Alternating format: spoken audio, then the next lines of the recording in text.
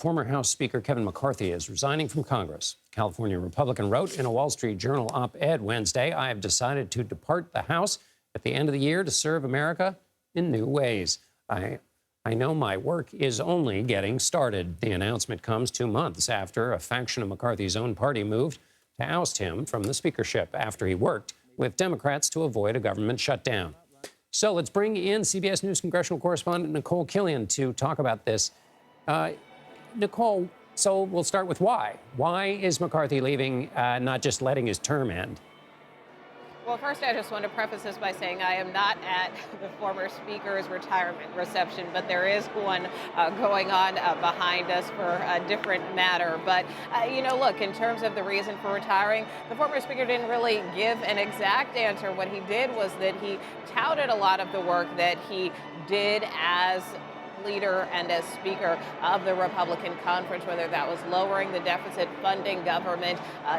He says that those were the right decisions to make and that he wants to continue working on behalf of the American people, but in a different capacity. And so he is going to turn his passions into a new arena. He did say that he would continue to work to elect Republicans to higher office, but as far as his term is concerned, he plans to leave by the end of this year.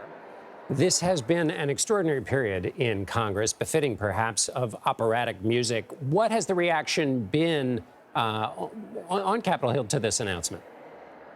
Well, it largely has been very positive in the sense of praising the work that the former speaker has done in Congress and, praising his tenure in Congress. And that is something that we have heard from both Democratic leaders as well as Republicans. Speaker Johnson, of course, credited McCarthy with helping to win the majority.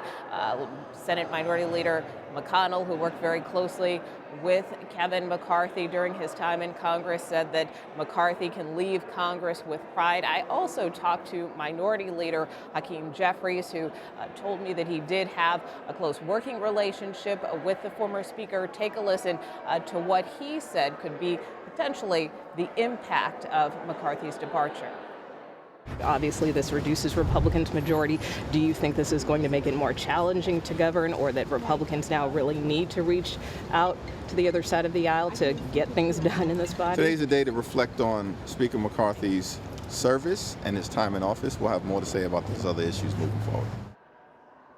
So as you heard there, he says he will have more to say at a later time, but he did praise the leader for the work that he has done in Congress. And of course, the leader has been one to insist that any Republican leader going forward should work with Democrats in order to try to get things done here in Congress. But Nikole, as a last question, you were right on the nose, which is that the margin has shrunk and there's a lot of busy, complicated work to be done. What's the betting on how this will, in fact, affect the ability of the Republican majority to get any work done?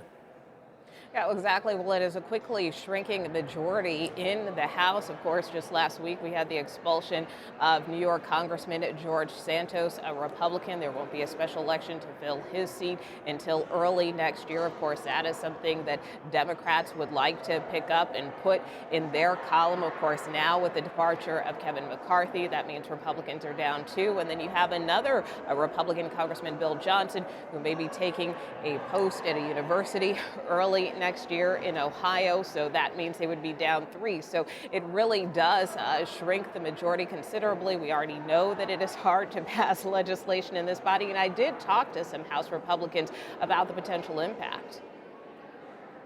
We have a very slim majority. Obviously, that's greatly concerning to me. Well, it's hard when you have a 4-seat majority to begin with. This is very, very tough. This is probably the smallest majority maybe ever in the history of our country. I wish Kevin wasn't retiring, but he is. So that was Don Bacon, who's a more moderate member. Of course, Congressman Marjorie Taylor Greene, who's a more conservative member. What they both collectively said is they kind of regret how this whole process went down with Kevin McCarthy in terms of that motion to vacate. And so this could present some challenges, especially in the new year, with Speaker Johnson having to, pass appropriations packages, keep government funded, which will be a tougher lift for him and the Republican conference if they have this slimmer majority. Nikole Killion on Capitol Hill, breaking it all down for us. Thank you so much, Nikole. You bet.